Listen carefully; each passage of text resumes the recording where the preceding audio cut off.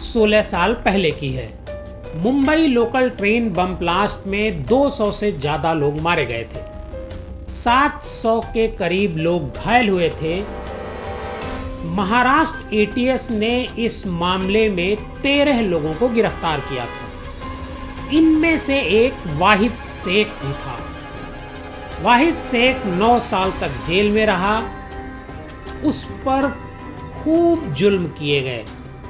ATS के साथ साथ उसे जेल में भी परेशान किया गया।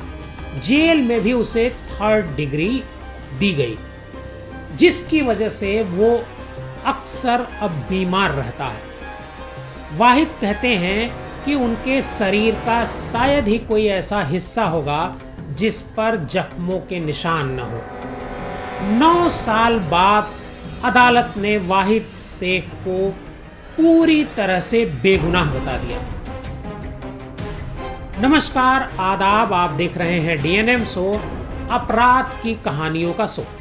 आज की कहानी एक ऐसे टीचर की जिसे पुलिस ने अपराधी बना दिया।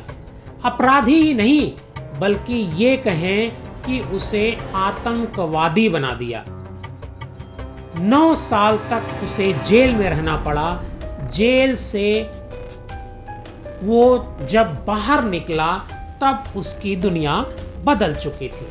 अदालत ने उसके खिलाफ कोई सबूत नहीं पाया। अदालत ने उसे पूरी तरह से बेगुनाह बता दिया। आज की कहानी इस टीचर की है जिसे मुंबई एटीएस ने एक अपराधी के साथ साथ आतंकवादी बना दिया। उस पर मुंबई ट्रेन ब्लास्ट का आरोपी बना दिया।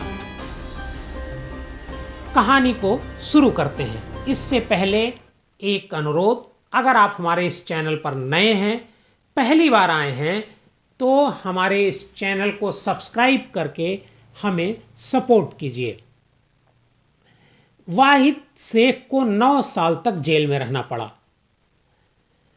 वो मुंबई का रहने वाला था। उसके वालिद मुंबई में एक छोटी सी कंपनी में नौकरी करते थे। 4 भाई बहनों में वह सबसे बड़ा था।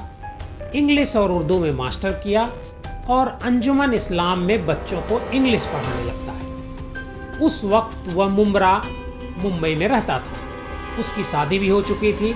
सब कुछ मज़े से चल रहा था, लेकिन किस्मत को ये खुशियाँ ज़्यादा दिन के लिए मंजूर नहीं थी। तारीख थी 11 जुलाई। साल था 2006। शाम के 6:30 बजे का वक्त रहा होगा। वह अपने बच्चे और पत्नी के साथ एक पड़ोसी के घर पर चाय पीने गया था। उनके यहाँ टीवी चल रहा था। एक ब्रेकिंग खबर आई कि मुंबई की लोकल ट्रेन में सीरियल बम धमाके हुए हैं। कुछ देर बाद वह अपने घर आए और खाना खाकर सो गया। अगले दिन उसके भाई का फोन आया कि उसे पूछताछ के लिए पुलिस ने बुलाया है। जब वाहिद थाने पहुंचा तो पुलिस ने उसे कुछ तस्वीरें दिखाकर पूछा कि इन्हें जानते हो? वाहिद ने तस्वीरों को देखकर पहचानने से इनकार कर दिया। उसके बाद वाहिद से बोला गया कि तुम्हें हर दिन पुलिस चौकी पर आकर हाजिरी देनी होगी। 3 महीने तक ऐसा ही चलता रहा। वह हर दिन पुलिस स्टेशन जाता, पूछताछ की जाती और वापस घर लौट आता। इससे वह काफ़ी मेंटली तौर पर परेशान हो चुका था। उसका वजन भी 20 किलो कम हो गया था। 3 महीने बाद, यानी 29 सितंबर को जुमे का दिन था। उस दिन सुबह से पुलिस चौकी से वाहिद के पास लगातार फोन आ रहे थे। पुलिस वाहिद को पुलिस स्टेशन बुला रही थी। वाहिद ने फ़ोन पर कहा कि वह नमाज पढ़कर आएगा, लेकिन पुलिस ने कहा अभी आना होगा। वह खाना भी नहीं खाया और सीधे ऑटो से पुलिस स्टेशन के लिए निकल गया। रास्ते में एक पुलिस वाले का फ़ोन उसके पास आता है। पुलिस वाला बोलता है कि सिग्नल पर उतर जाओ, मैं जीप लिए खड़ा हूँ। वाहिद ने जो मीडिया को बताया कि वह सिग्नल पर उतर गया। उसके पास पुलिस की एक गाड़ी आकर रुकती है। वह अपने को बताते हैं कि वह एटीएस के हैं। वाहिद को एक जीप में बिठाया जाता है और सीधे काला चौकी पुलिस स्टेशन ले जाया जाता है। वहां जाते ही वाहिद को हथकड़ी लगा दी जाती है, मुंह पर कपड़ा डाल दिया जाता है। उन लोगों ने कहा कि तुम्हें बोरीवली में हुई एक हत्या के सिलसिले में गिरफ्तार किया गया है। उसी शाम को मेडिकल करवाकर जस्टिस अभय थिप्से की कोर्ट में उसे पेश किया जाता है। पुलिस को कोर्ट 14 दिन की रिमांड दे देती है।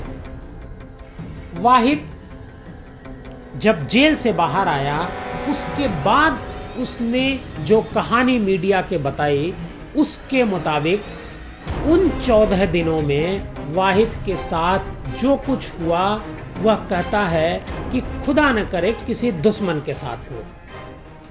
वाहिद कहता है कि एक एक चीज मेरी जेहन में जस की तस पड़ी हुई है। मेरे पांव के निचले हिस्से और हथेलियों पर आटा पीसने वाली चक्की के पट्टों से मारा जाता था।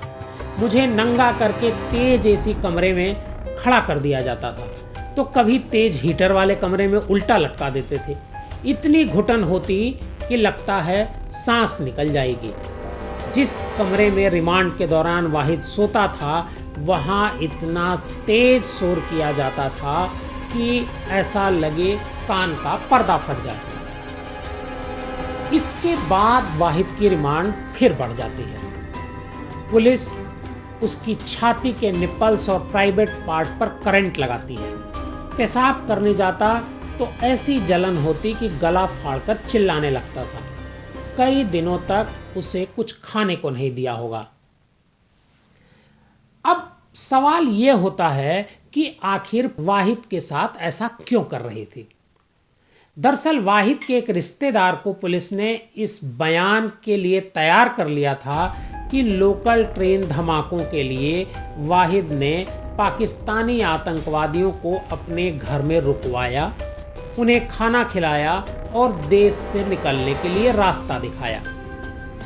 जबकि वाहिद का कहना है कि उसका इससे दूर दूर तक कोई संबंध नहीं है। वाहिद कहता है कि पुलिस मुझे टार्चर कर रही थी, मुझ पर दबाव बना रही थी कि मैं उनकी बात मान लूं और झूठा जुर्म कबूल कर लूं, लेकिन मैं टस से मस नहीं हुआ। इसके बाद पुलिस ने मेरे परिवार को टारगेट करना शुरू कर दिया। एक दिन पुलिस मेरे छोटे भाई को थाने लाई और उसे बेरहमी से पीटा। उसे देखकर मैं अंदर से हिल गया, फिर भी मैंने पुलिस की बात नहीं मानी। इसके बाद मेरी पत्नी और परिवार वालों के साथ पुलिस ने जुल्म किए, उन्हें पीटा। बाद में वाहिद को यूएपीए और मकोका में आरोपी बनाया गया। 1 महीने बाद पुलिस कस्टडी से वाहिद को जेल भेज दिया गया। आर्थर रोड जेल जाते वक्त जेल कर्मियों ने डंडे से उसकी पिटाई की। जेल कर्मियों का कहना था कि वह ट्रेन में बम धमाके करके आया है। हर दिन जेल में एटीएस के अधिकारी आते और कहते कि तुम सरकारी गवाह बन जाओ। 28 जून 2001 को जेल के भीतर वाहिद को इतना मारा कि उसकी कई हड्डियां टूट गई। वह खून से लथपथ हो गया। उसी शाम उसे नासिक जेल भेज दिया गया। इसके बाद कुछ दिनों तक नासिक में रहने के बाद उसे रत्नागिरी और फिर नागपुर जेल भेजा गया। वाहिद के केस को नामी वकील यू चौधरी ने लड़ा और उसे बरी करवाया। कोर्ट ने अपने फैसले में साफ तौर पर कहा कि वाहिद के खिलाफ ऐसा कोई सबूत नहीं है जिससे पता लगे कि वाहिद के घर पर पाकिस्तानी आतंकवादी आए थे और वाहिद ने उनकी खातिरदारी की थी। वाहिद के रिश्तेदार ने भी बयान दिया था कि पुलिस वालों ने उनसे दबाव में बयान दिलवाए थे। इस मामले में कुल 13 लोगों को एटीएस ने गिरफ्तार किया था, जिनमें से वाहिद रिहा हुआ। रिहा होने के 7 साल बाद वाहिद ने मीडिया वालों से अपनी कहानी सुनाई। वाहिद कहता है कि अब जेल से छूटने के बाद, बरी होने के बाद वह अक्सर बीमार रहता है।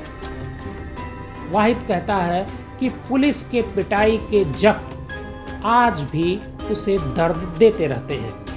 आज भी वह डरा हुआ रहता है और आर्थिक तौर पर पूरी तरह से टूट चुका है। वाहिद कहता है कि अब वह परिवार चलाने के लिए संघर्ष कर रहा है।